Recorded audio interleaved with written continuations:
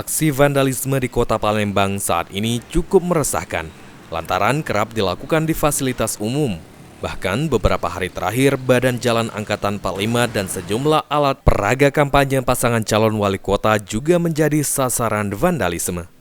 Harrison, Sekretaris Satpol PP Kota Palembang mengatakan, sebagai tugas pokok dan fungsi Satpol PP dalam menegakkan peraturan daerah dan kepala daerah, serta menjaga ketentraman dan ketertiban umum, aksi vandalisme di Kota Palembang akan menjadi tugas berat Satpol PP Kota Palembang. Untuk itu, Satpol PP Palembang akan menurunkan unit patroli untuk melakukan pengawasan, khususnya di jam rawan, agar aksi vandalisme fasilitas umum di Kota Palembang tidak kembali terulang. Menjadi PR bagi kami Satpol PP sesuai dengan tugas pokok dan fungsi penegakan peraturan daerah dan peraturan kepala daerah serta menjaga ketentraman dan ketertiban umum dan perlindungan masyarakat. Nah, ini juga kami bersyukur informasinya pelakunya sudah diamankan berkait dengan tindak pidananya.